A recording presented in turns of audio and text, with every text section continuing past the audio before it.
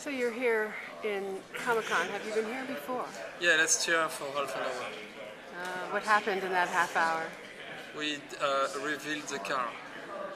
The car? Yeah, it was just before we started to shoot and we unveiled the car. It's fun.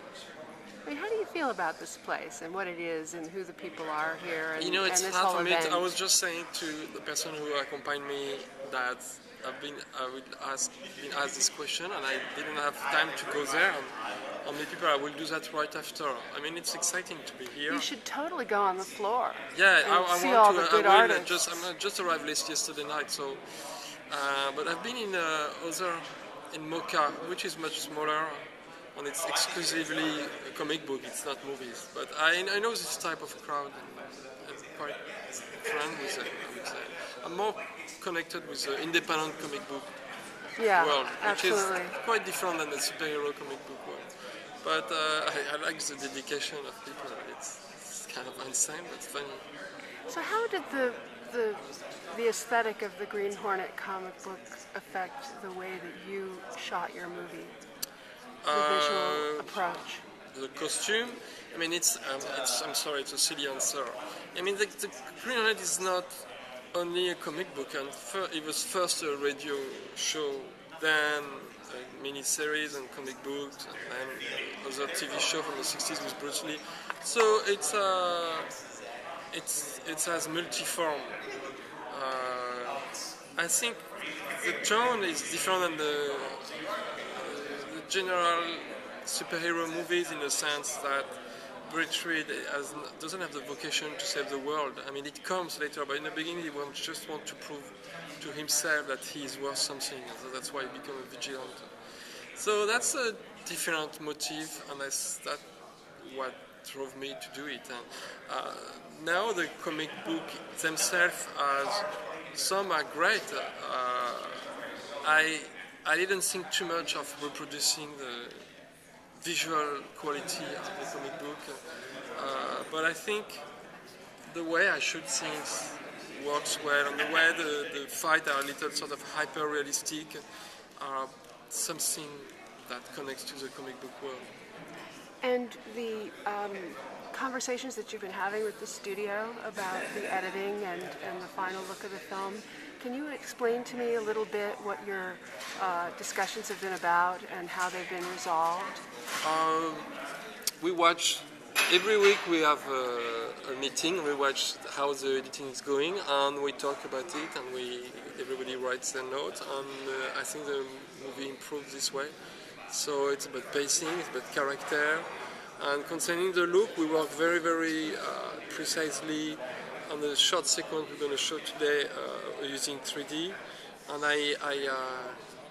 I push some old buttons on the timing that I used 20 years ago, but they're not used anymore. But I think those buttons make the image pop out better. That's the problem with 3D movies; they seem always a little dark and blurry and murky.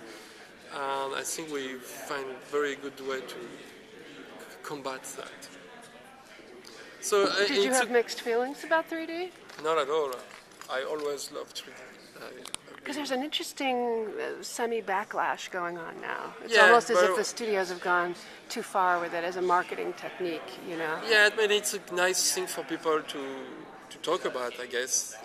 You could have said the same about putting the movie in color. When the film becomes talking. I mean, you have the pro and the cons, and that's a different problem. As far as I'm concerned, I always done 3D since I was a kid. I mean, something I never done is like video game. I'm honest about it. I never played video game. I always hated that. But 3D, I did that since I was a kid. My grandfather has millions of toys using 3D. My cousin developed a machine to draw in 3D. And I always was into that. So when I heard we would transfer our film in 3D, I was totally excited. In fact, we've been trying to convince the studio from the beginning to do that.